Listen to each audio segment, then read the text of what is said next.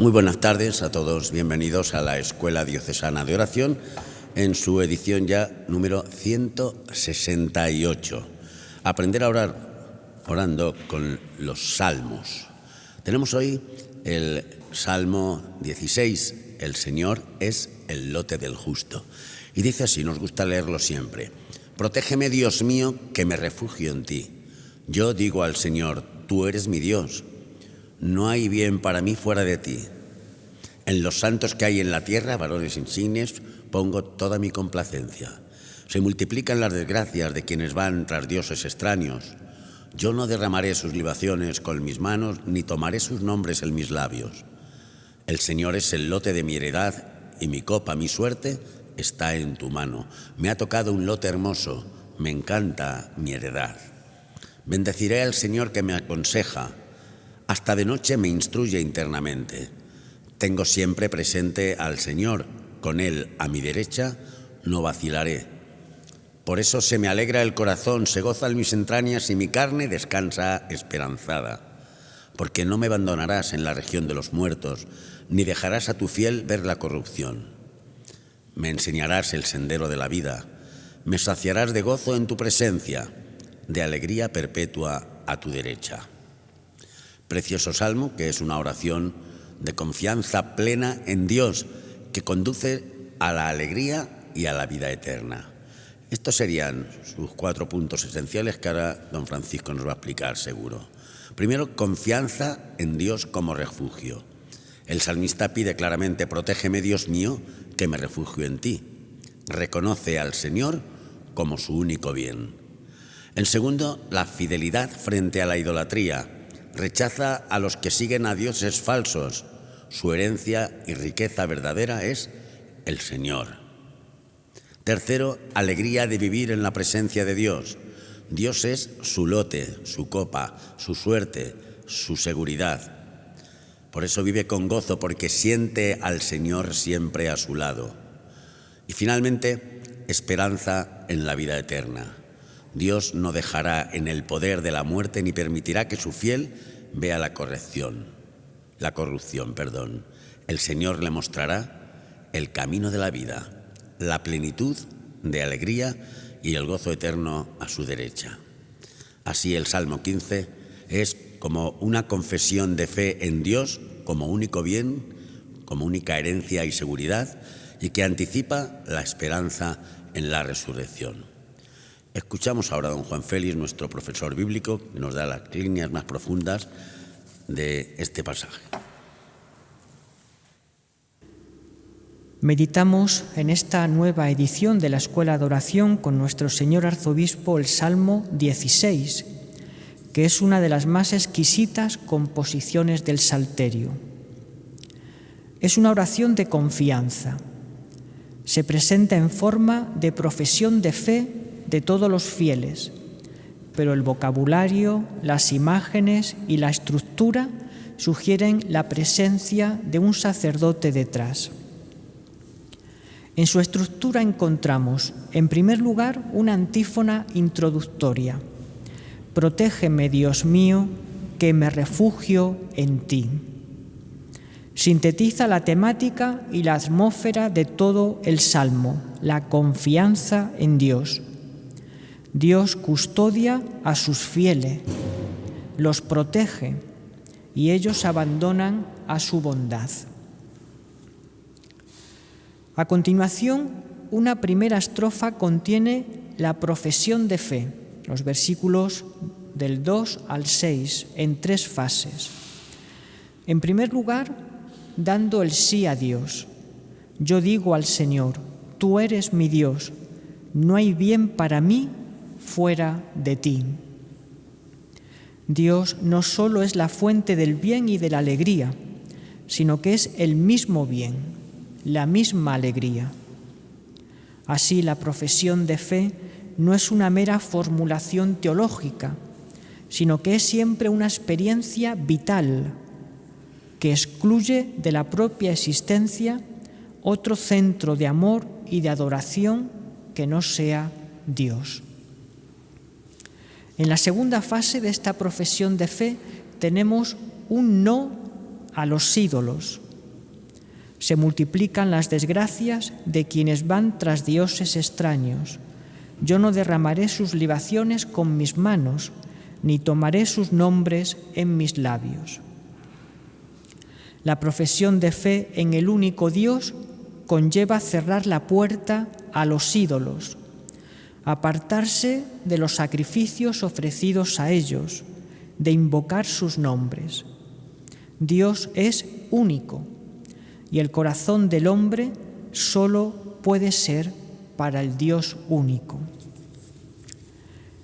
Y en la tercera fase de esta profesión de fe tenemos un nuevo sí a Dios, en los versículos 5 y 6. El Señor es el lote de mi heredad y mi copa. Mi suerte está en tu mano. Me ha tocado un lote hermoso. Me encanta mi heredad. Tras distanciarse de la tentación de convertir en Dios lo que no lo es, el salmista pasa a una intensa profesión de fe, pero esta vez expresada con un vocabulario propiamente levítico. La misma alegría que sienten los sacerdotes al dedicarse plenamente al culto a Dios, pueden sentir también los fieles si su corazón es enteramente para Él. Mucha más seguridad, bienestar y felicidad que la tierra da el Señor a quienes ponen toda su confianza en Él. Quien se encuentra con Él sabe que nada que no sea Él puede bastarle. La segunda estrofa del Salmo, que ocupa los versículos 7 al 11, comienza confesando los efectos de la profesión de fe y de la intimidad con Dios. Bendeciré al Señor que me aconseja, hasta de noche me instruye internamente. Tengo siempre presente al Señor, con Él a mi derecha no vacilaré. El fiel que se confía a Dios nunca está solo, sino que siempre es guiado por su luz. De día y de noche es instruido y educado por Él. Se sabe siempre en su presencia, se sabe siempre defendido y protegido por Dios. Y esta es la fuente de su alegría y de su serenidad. Por eso se me alegra el corazón y mi carne descansa esperanzada. Y este gozo y esta seguridad no se limita solo a esta vida terrena. La intimidad con Dios no termina en la muerte, sino que se proyecta más allá de ella, una dimensión escatológica que sorprendentemente está presente en este Salmo 16. No me abandonarás en la región de los muertos, sino que me saciarás de gozo en tu presencia, de alegría perpetua a tu derecha. Estas palabras llenas de confianza se han realizado en Cristo, como testimonia la predicación de los apóstoles, releyendo a su luz, a la luz de la Pascua de Cristo, este Salmo 16. Cristo, el primogénito de entre los muertos, es la esperanza para todos los que hemos accedido a través de Él a la intimidad con el Padre. Cristo es la esperanza de todos los que por el bautismo hemos compartido con Él su misma muerte para compartir también con Él la misma vida que no tendrá fin, que Él ya goza en el cielo a la derecha del Padre.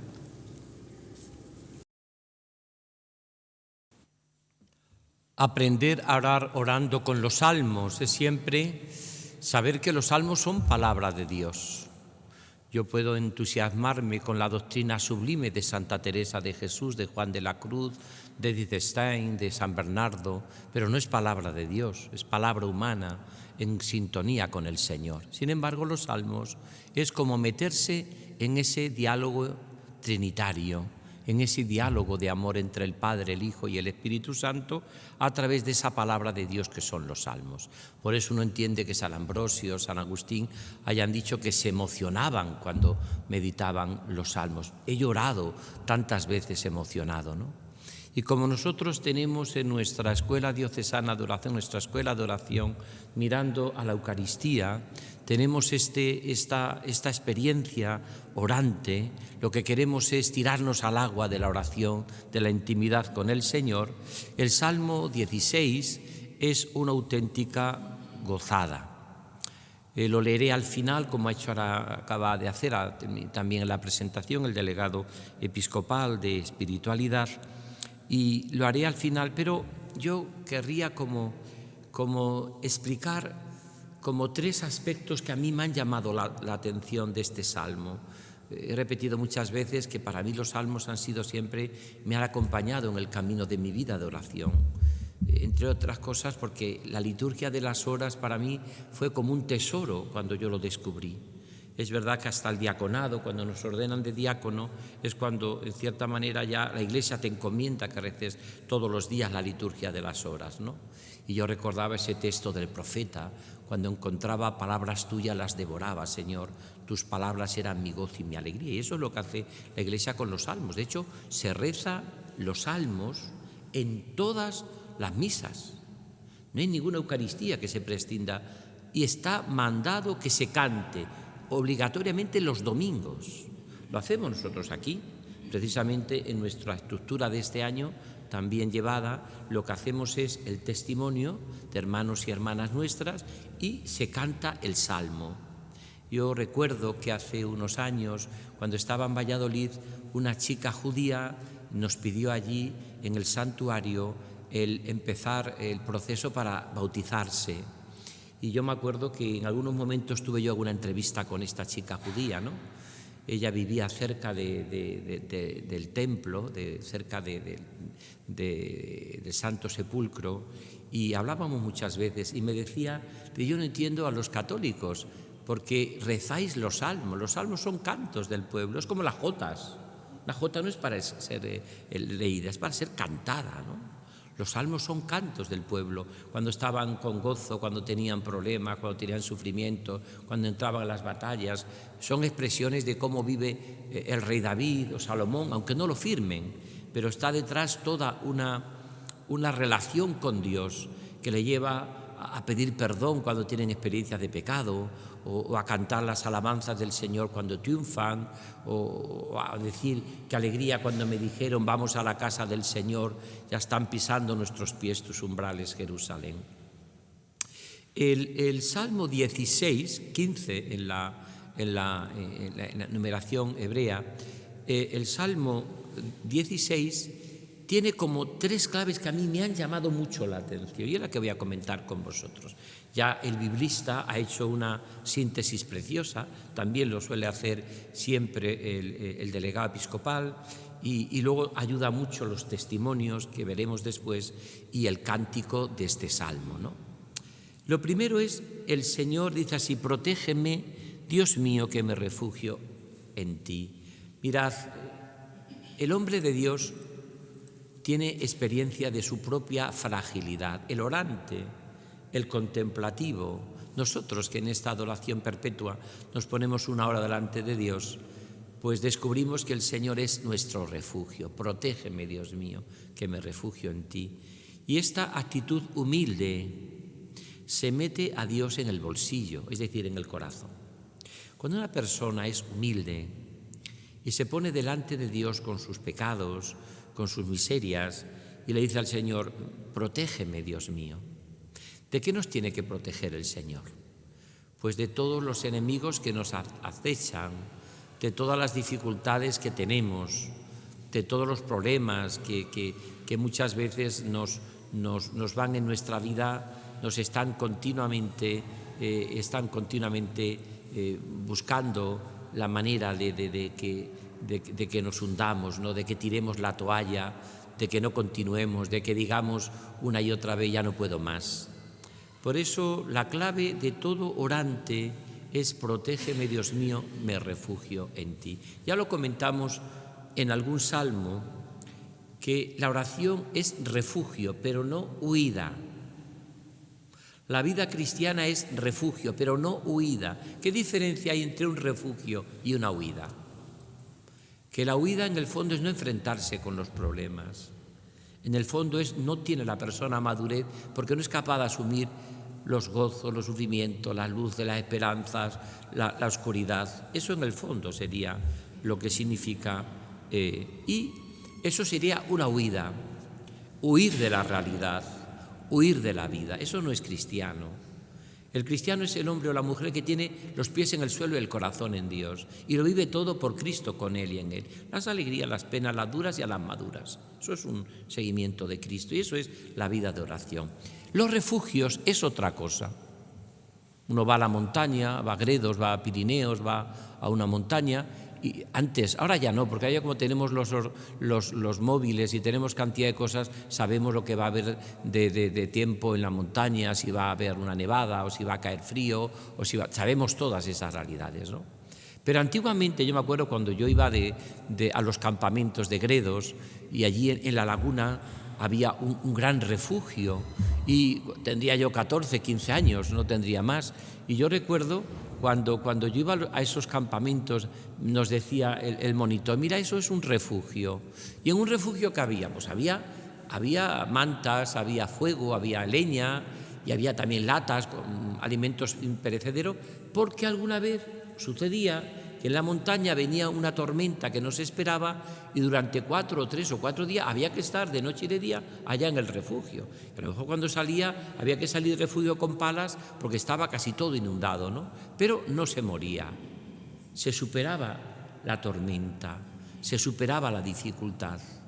¿Por qué? Porque el refugio es el lugar mientras pasa la calamidad. De hecho, este salmo, el Señor es el lote del justo, Salmo 16, algunas veces se reza también o está en el contexto de las completas, que es la última oración que tiene la Iglesia, ¿no? Como dicen los frailes y los monjes en los monasterios, las completas cuando te quitas las calcetas, dicen con mucha gracia, ¿no? Es decir, en cierta manera es la última oración de la noche antes del descanso, ¿no? Y viene a decir esto, ¿no?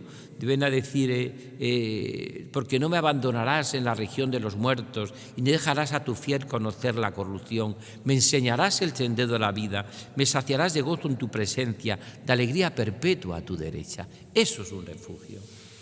Y esa es la primera clave que dice el orante. El que se encuentra delante de Dios en su oración sabe que va a orar porque necesita refugiarse. Y el refugio, el santo santorum del templo, era precisamente lo que podíamos llamar lo más sagrado del templo. ¿Qué es lo más sagrado del nuevo templo de Dios, donde habita en plenitud la divinidad, que es Jesucristo, que dice la carta a los colosenses? Es el corazón, el refugio de una persona, es decir, ¿dónde me refugio yo en una persona? En su bondad, en su corazón, en su amor, en su misericordia. Por eso, ¿dónde buscamos nosotros nuestro refugio? En su corazón. Porque sabemos, eso le he contado muchas veces también, cuando en el Antiguo Testamento un ladrón robaba en los alrededores del templo y detrás de él iba la policía, iban si esta persona entraba en el templo, ya no podía entrar la justicia, porque entraba en el templo y ya allí se quedaban, allí en el templo. El templo es ese lugar reservado para la misericordia. El corazón del Señor es ese lugar reservado para la misericordia. Por supuesto que la misericordia también se cumple, la justicia, no faltaba más. Pero es verdad que ese era el lugar sagrado, ¿no? Por eso el Señor es el lote del justo, es mi heredad, es, podríamos decir, mi confianza. ¿Dónde pongo yo mi confianza? Pues en el Señor. ¿Cuántas veces en nuestra oración el orante tiene esa experiencia de decir, Señor, estoy aquí? Y muchas veces ponemos en su corazón nuestras alegrías, nuestras penas, nuestros sufrimientos, nuestros dolores, nuestros problemas, y uno descubre que ha descansado en el Señor. La única promesa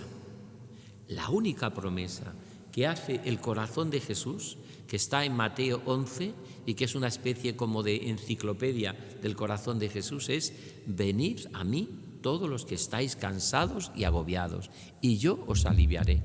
Y aprended de mí, que soy manso y humilde de corazón, y encontraréis vuestro descanso. Esta sería como la primera parte que yo comparto en este rato de oración, que tenemos, este rato de catequesis, de meditación, de oración, de exposición, mirando siempre al Señor, porque en nuestra escuela aprendemos a orar orando. Por lo tanto, la confianza del orante es el Señor como refugio. Esto sería la síntesis. Y el refugio no es una huida, sino donde pasamos la calamidad, es decir, los problemas, los sufrimientos. Y es para que luego tú lo vivas todo con los pies en el suelo y el corazón en el Señor.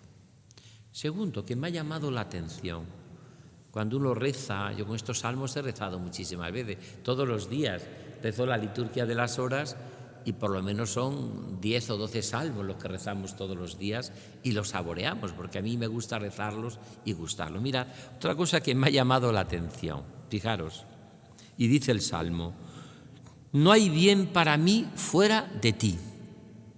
No hay bien para mí fuera de ti. Es la fidelidad frente a la idolatría. Es decir, rechaza a los que siguen los dioses falsos. Su herencia y riqueza verdadera es el Señor. No hay bien para mí fuera de ti. No hay bien para mí fuera de ti. Esto a mí me impresiona mucho. Cuando uno tiene como riqueza de su vida, a mí me impresionó mucho un texto de San Juan Pablo II a los religiosos y religiosas que se titulaba Redentiones Donum, el don de la redención.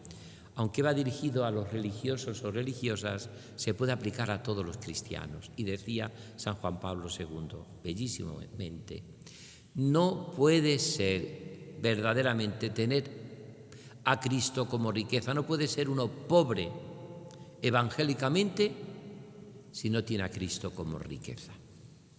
Es decir, quien no ha encontrado a Jesucristo como riqueza no puede ser pobre evangélicamente. Será otra cosa.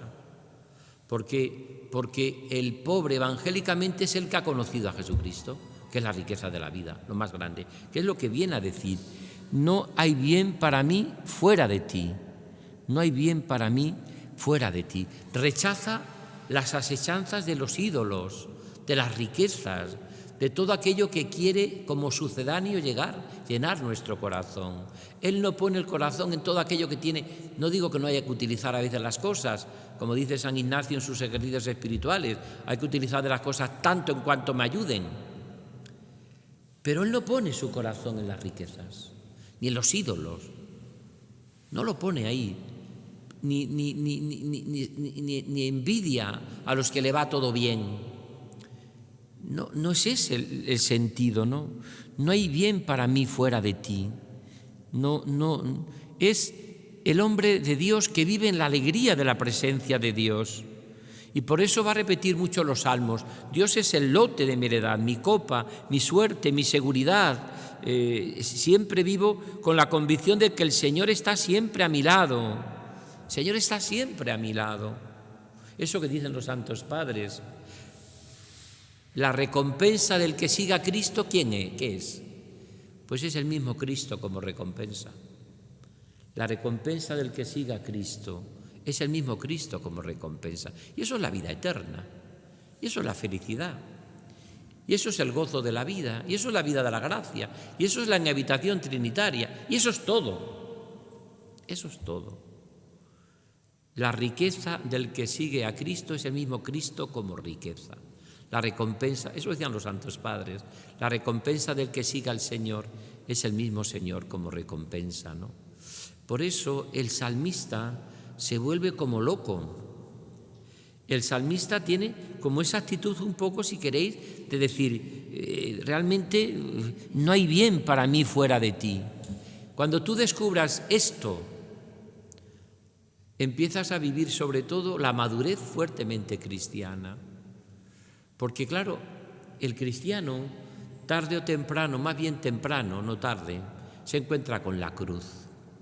La cruz es inseparable del que siga a Cristo.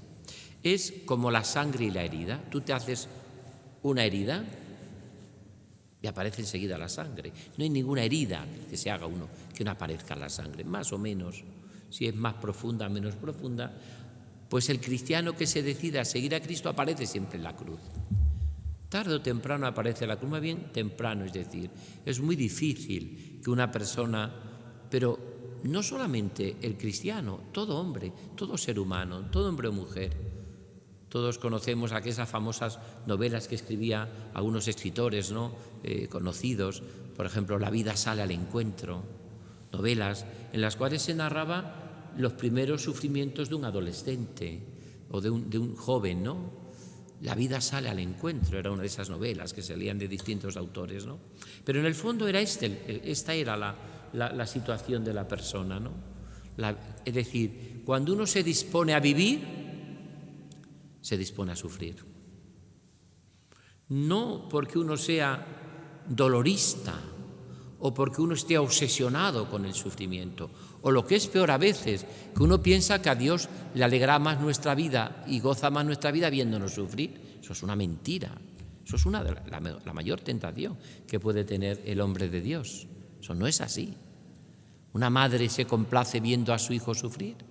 Pues lo complace viendo a su hijo cómo come, cómo duerme, cómo descansa, cuando está alegre, cuando le da 4 besos, cuando le está recién. Ahora, si el niño, por lo que sea, necesita una operación delicada y tiene que estar, y tienen que abrirle, y tiene que meterle en la UCI, y tiene que estar horas y horas y ya, pues también. ¿Por qué? Porque el sufrimiento vivido por Cristo con Él y en Él nos ayuda a madurar en la vida. Es como una manzana. La manzana que llega al otoño y está sabrosa tiene que pasar por el duro frío del invierno y las heladas, y tiene que pasar el manzano por el horroroso calor del verano, y cuanto más calor hace, más madura a veces esa fruta cuando llega el otoño. Y eso es un poco lo que es también nuestra vida, ¿no?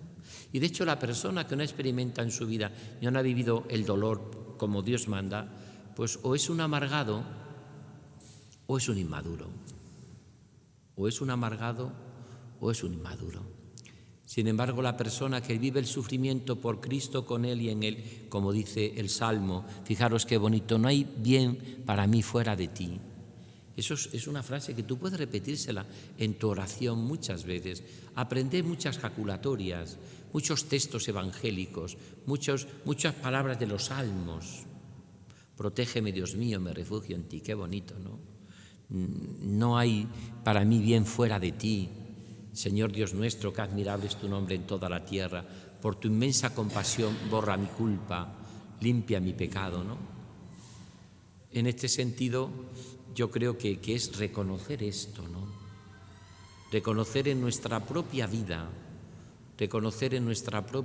todo esto, porque a mí me parece que tenemos que vivir la experiencia del sufrimiento y el dolor. Y termino, tercero. Me ha impresionado también otra cosa en el Salmo, que viene también a continuación y termina el Salmo así, y es lo siguiente. En los santos, estamos celebrando el mes de noviembre, de difuntos y santos, ¿no? En los santos que hay en la tierra, varones insignes, pongo toda mi complacencia. Dice, son los compañeros de camino, los santos. Qué bonito. Ya en el Antiguo Testamento, porque son los que me van a acompañar a la vida eterna, que es como más o menos termina el Salmo. Como lo vamos a leer al final, tranquilamente y despacio, saboreándolo, mientras contemplamos a Cristo vivo y presente en la Eucaristía. Qué hermoso leer la palabra y meditarla mirando a la palabra encarnada y viva, que es Cristo muerto y resucitado, que está en la Eucaristía, celebrada, comulgada y adorada, ¿no? Pues fijaros que viene en el camino de la vida, en contando que el Señor es el refugio y que todas mis fuentes y mi vida están en ti, Señor. Él se agarra a los santos como compañeros inseparables del camino. Cuando uno piensa en los últimos santos que ha canonizado el Papa León XIV, Pier Giorgio Frassati, Carlos Acutis, O piensa, por ejemplo, en la cantidad de venerables que tenemos nosotros en nuestra diócesis y también algunos mártires que esperemos que un día también sean beatificados. Pero, por ejemplo, tenemos, que yo sepa, por lo menos hay 3 que son venerables. La que acaba de ser nombrado de Casarrubio de los Montos, una de las madres más importantes de ese monasterio, don José Rivera, que también fue declarado también venerable, y la loca del Sacramento de Torrijos, Teresa Enriquet, esta mujer que se está intentando escribir una biografía, la loca del Sacramento, que además es una mujer impresionante, porque ella vivió la pasión por la Eucaristía. Ella misma hacía el vino, que luego se consagraba como en la Eucaristía, pero ella misma también fue una laica, porque no fue religiosa, una mujer laica que trabajó como nadie con los pobres. Une eso que el Papa dice en Dilesis Te, que normalmente una gran pasión de amor a Jesucristo te lleva a un gran amor y pasión por los pobres y los que sufren, ¿no? Dice el Papa León XIV en Dilesis Te. Pero fijaros, yo terminaría esta parte última, antes de leer tranquilamente el Salmo 16, diciendo que la esperanza del justo, del santo, del hombre de Dios, es saber que tiene muchos santos que le acompañan en el camino de la vida. Eso es, y sobre todo te va a llevar a la esperanza en la vida eterna. Dios, dice el Salmo, no te dejará en el poder de la muerte, ni permitirá que su fiel vea la corrupción. Le enseñará el camino de la vida, caminaré en la presencia del Señor en el camino de la vida, la plenitud de alegría y el gozo eterno a su derecha. Por eso, fijaros, es una auténtica maravilla y a mí me impresiona mucho este salmo, porque en el fondo lo que viene es a descubrir cuáles son las claves de la confianza del hombre de Dios o la mujer de Dios. ¿Qué vamos aprendiendo en la oración cada día? Nosotros los que estamos aquí, que dedicamos todos los días un rato largo a la oración y que estamos con el Señor y que nos damos cuenta que el Señor es como el sol, que sin darnos cuenta nos va cambiando la piel, ¿no? El Señor nos va cambiando la piel, ¿no? Ahora, ¿cuál es, en ese sentido, cuál es para nosotros, cómo podemos descubrir esto, ¿no? Pues yo creo que en el fondo, y esto es precioso, esta oración de confianza plena en Dios como refugio, que nos lleva a poner el corazón en que no hay bien para mí fuera de ti, que somos acompañados en el camino de la vida por los santos, que, como dice un prefacio, son los mejores hijos de la Iglesia y los intercesores seguros en el cielo. Cuando uno descubre en su vida esta realidad, uno vive con la confianza. Entonces, ¿cuál sería el resumen de este Salmo 16? Es una confesión de fe en Dios como único bien, como mi confianza, como mi herencia, como mi seguridad, y que anticipa la esperanza en la resurrección futura. Es decir, el Señor es el lote de mi heredad y mi copa. Me encanta mi heredad. Soy feliz con lo que me ha tocado. Nadie me ha dado más que el Señor. Este es el camino de la auténtica alegría. Por eso voy a leer, a rezar el Salmo con todos, mirando, lo podemos hacer todos mirando al Señor, mirando a Jesucristo. Protégeme, Dios mío, que me refugio en ti. Yo digo al Señor, tú eres mi Dios. No hay bien para mí fuera de ti. En los santos que hay en la tierra, varones insignes, pongo toda mi complacencia. Se multiplican las desgracias de quienes van tras dioses extraños. Yo no derramaré sus libaciones con mis manos, ni tomaré sus nombres en mis labios. El Señor es el lote de mi heredad y mi copa. Mi suerte está en tu mano, Me ha tocado un lote hermoso, me encanta mi heredad. Bendeciré al Señor que me aconseja, hasta de noche me instruye internamente. Tengo siempre presente al Señor, con Él a mi derecha no vacilaré. Por eso se me alegra el corazón, se gozan mis entrañas y mi carne descansa esperanzada, porque no me abandonará en la región de los muertos, ni dejará a tu fiel ver la corrupción. Me enseñarás el sendero de la vida, me saciarás de gozo en tu presencia, de alegría perpetua a tu derecha.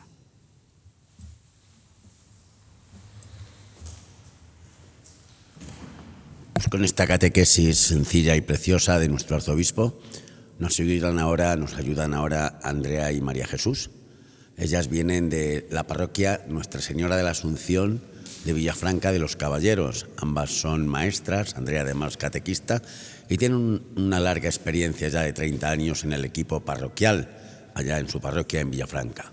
Hoy vienen a darnos su testimonio, pero además a interiorizar este mismo salmo cantándolo.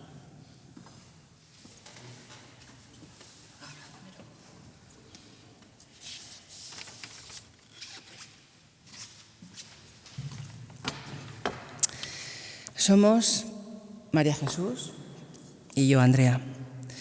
Somos dos de las componentes del equipo parroquial de música de la parroquia de Villafranca de los Caballeros. El resto de componentes no ha podido venir por razones laborales, pero también los queremos hacer presentes hoy aquí con nosotros. Este equipo parroquial de música no es un coro como tal.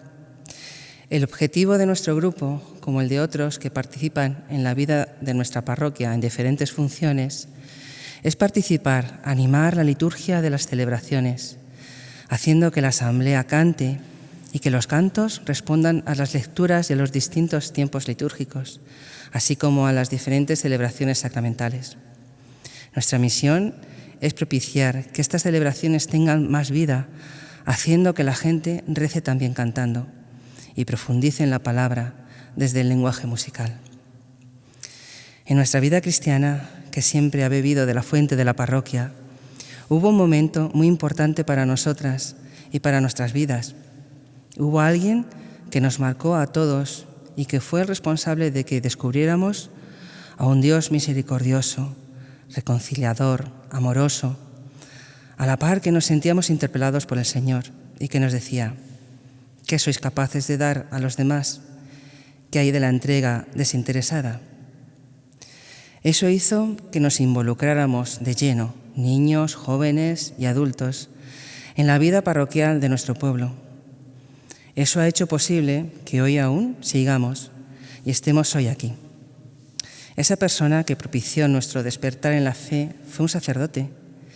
Llegó a nuestra parroquia a mediados de los años 90 y fue nuestro párroco durante 12 años. Era don Juan Antonio Collado Lodeña, a quien el Padre llamó a su lado hace poco tiempo. También agradecemos al resto de sacerdotes que nos han dirigido desde entonces en nuestra vida espiritual y parroquial y que nos han dado su aliento y su apoyo para seguir con nuestra labor dentro de nuestra parroquia. Por todo ello, hoy queremos dar gracias a Dios con el canto de este Salmo 16. Con él queremos expresar nuestra profunda fe y confianza en el Señor ante la adversidad, expresar la alegría y el gozo que sentimos de que el Señor nos guíe por el camino de la vida y la alegría por sentir que Él sea la fuente de todo bien.